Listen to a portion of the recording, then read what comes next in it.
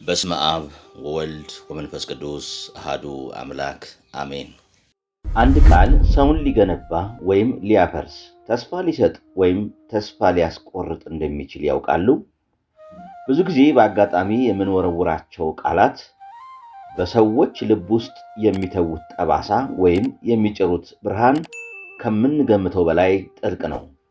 መጽሐፍ ቅዱስ ሞትና ሕይወት በምላስ እጅ ናቸው ሲለን ዝም ብሎ አይደለም። ዛሬ የምንወያይበት ቀና ንግግር ዝም ብሎ መልካም መሆን ብቻ ሳይሆን የሕይወታችንን በረከት የምንከፍትበት ቁልፍ ነው። እንኳን ወደ ቻናላችን በሰላም መጣችሁ። ዛሬ የምንነጋገረው ስለ አንደበታችን ኃይል ነው።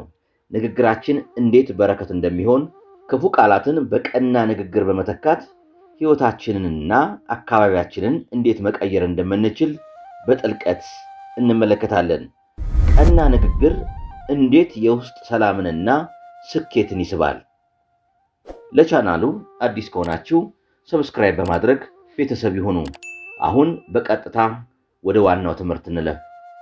መንፈሳዊ ሰው አንደበቱን ጠብቆ መልካም ነገሮችን ብቻ ለመናገር ይተጋል እንጂ ለጆሮ የሚከብዱና ያልተለመዱ ቋንቋዎችን ከአንደበቱ አያወጣም። አንደበትን መግታትና መልካም ነገርን ብቻ ለመናገር መትጋት የመንፈሳዊ ምልክቶች ናቸውና። እርስዎ በሰዎች ዘንድ የሚታወቁት በምንድን ነው? በመልካም ንግግሮና ቋንቋው ወይስ በግዴለሽነትና በክፉ ንግግሮ? መድኃኒታችን ኢየሱስ ክርስቶስ በሲካር በውሃ ጉድጓድ አጠገብ ተቀምጦ ሳለ ሳምራዊቷ ሴት ስለመጣች ከእርሷ ጋር መነጋገር ጀመረ። ምንም እንኳ ሴቲቱ ኃጢአተኛ ብትሆንም የጌታ ንግግር ሴቲቱን የሚያስደነግጥና የሚያርቅ ሳይሆን የሚስብ፣ የሚያቀርብና የሚያበረታታ ነበር። ኢየሱስም ባል የለኝም በማለትሽ መልካም ተናገርሽ፣ 5 ባሎች ነበሩሽና አሁን ካንቺ ጋር ያለው ባልሽ አይደለም አላት። ዮሐንስ ወንጌል ምዕራፍ 4 ከቁጥር 17 እስከ 18።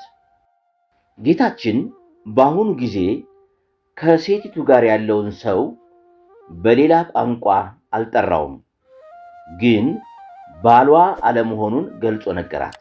ይህ የሚያሳየን ምንም እንኳ ሁሉንም መግለጽ የምንችልበት ቋንቋ ቢኖረንም ለሰው ጆሮ የማይከብድ ቋንቋን መናገር የመንፈሳዊነት ምልክት መሆኑን ነው። አባቶቻችን ሊቃውንተ ቤተ ክርስቲያን እግዚአብሔርን ለማመስገን ስለሚያቀርቡት ቅኔ ሲናገሩ የቅኔ መቁጠሪያ ግስ እንደ መገበሪያ ስንዴ የተመረጠ መሆን አለበት ይላሉ። ከእግዚአብሔር ሰው አንደበት ደግሞ ፈጽሞ አስጸያፊ ቃል መውጣት የለበትም። በክፉ ንግግር ሰውን ከማዋከብና ተስፋ ከማስቆረጥ ይልቅ ማበረታታት ከሁሉም ክርስቲያን ይጠበቃል። ለሰው ጆሮ የሚከብዱ ቃላትን መጠቀም ሰውን ወደ እግዚአብሔር ከማቅረብ ይልቅ እንደሚያርቅ ሁሉ በመልካም ንግግር ሰዎችን መግዛትና ወደ ትክክለኛው የሕይወት መንገድ ማምጣት የሚቻል መሆኑን ቅዱሳት መጻሕፍት በዝርዝር ያስረዱናል። ሐዋርያው ቅዱስ ጳውሎስ ወደ ግሪክ ዋና ከተማ ወደ አቴና በገባ ጊዜ ከተማዋ በተለያዩ ጣዖታት ተሞልታ ሕዝቡም ጣዖታትን እያመለኩ ነበር የጠበቀው። ቅዱስ ጳውሎስ ይህን ሁሉ ከተመለከተ በኋላ ተበሳጭቶ ባልሆነ ንግግር ሕዝቡን አልዘለፈም። ይልቁንም ብርቱዎች መሆናቸውን ከነገራቸው በኋላ ከጣዖታቱ እንዲለዩ አድርጓቸዋል። ቀድሞ ቢያስደነግጣቸው ላይመለሱ እንደሚችሉ አውቀዋልና። የሐዋርያት ሥራ ምዕራፍ 16 ቁጥር 15።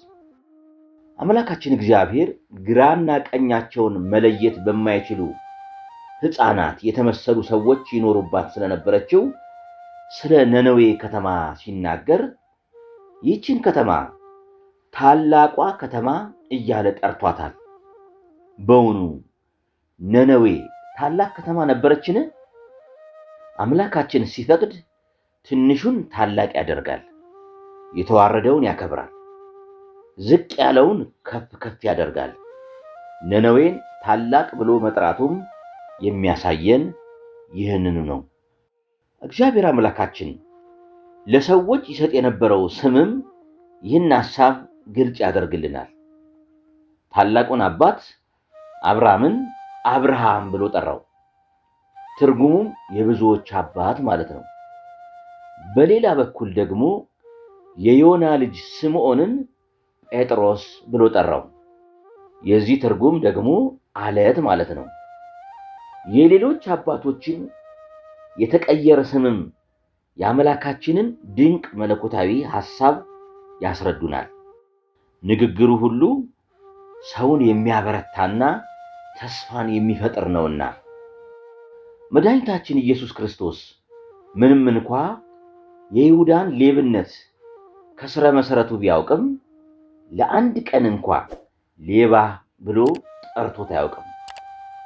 ሌላው ቀርቶ በመጨረሻው ሰዓት እንኳ ይሁዳ ገንዘብን ከካህናት አለቆች ሲቀበልና ሊያስይዘው ሲመጣ በይሁዳ ልብ ያለውን ሐሳብ ሁሉ ጠንቅቆ የሚያውቀው መድኃኒታችን ኢየሱስ ክርስቶስ የምታደርገውን ቶሎ ብለህ አድርግ ዮሐንስ ወንጌል ምዕራፍ 13 ቁጥር 22 በማለት በቀላል ቋንቋ ተናገረው እንጂ ሂድ አንተ አስመሳይ አላለውም። አምላካችን ኢየሱስ ክርስቶስ እኛን ልጆቹን ከእኔ ተማሩ ብሎናል። የማቴዎስ ወንጌል ምዕራፍ 11 ቁጥር 29። ሐዋርያው ቅዱስ ጳውሎስም እኔ ክርስቶስን እንደምመስል እኔን ምሰሉ አንደኛ ቆሮንቶስ ምዕራፍ 11 ቁጥር 1 በማለት መክሮናል። ስለዚህ የኛ የክርስቲያኖች መመሪያ መጽሐፍ ቅዱስ ነውና መጽሐፍ ቅዱስ በሚያስተምረንና በሚያዘን መሰረት በመጓዝ አንደበታችንን ልንገታ፣ ተስፋ አስቆራጭ ቃላትን ከመናገር ልንቆጠብ፣ ምክርና ተግሳጻችንንም በአግባቡና በስርዓቱ ልናደርግ ይገባናል። መጽሐፍ ወንድሙንም ጨርቃም የሚለውን ሁሉ የሸንጎ ፍርድ ይገባዋል፣ ደንቆሮ የሚለውም ሁሉ የገሃነመ እሳት ፍርድ ይገባዋል። የማቴዎስ ወንጌል ምዕራፍ 5 ቁጥር 23 ይላልና። በመጨረሻም ማስተዋል ያለብን ነገር ቀና ንግግር ማለት ችግሮችን መደበቅ ሳይሆን በችግሮች መካከልም ቢሆን ተስፋን መናገር መቻል ነው። አንደበታችን የልባችን መስታወት ነው። ስለዚህ ቀና ለመናገር መጀመሪያ ልባችንን በደግነትና በምስጋና መሙላት ይኖርብናል። ዛሬ የምንዘራው መልካም ቃል ነገ ለሕይወታችን ጣፋጭ ፍሬ ሆኖ እንደሚመለስልን አንጠራጠር። ይህ ትምህርት ለእናንተም ሆነ ለምትወዷቸው ሰዎች ጠቃሚ ሆኖ ካገኛችሁት ሼር በማድረግ መልካምነትን አጋሩ። እስኪ ዛሬ አንድ ሰው ደስ የሚል ቀና ቃል በመናገር ቀኑን ብሩህ እናድርግለት። እርሶስ በንግግሩ ውስጥ በብዛት የሚጠቀሙት ቀና ቃል ምንድን ነው? ተመስገን ነው? እሺ ወይስ አይዞህ? በኮመንት መስጫው ላይ ጻፉልኝ። ስለተመለከታችሁኝ አመሰግናለሁ። በቀጣይ ቪዲዮ እስክንገናኝ ቃላችሁ ሁሉ በጨው የተቀመመና ለሚሰሙት ጸጋን የሚሰጥ ይሁን። ሰላም።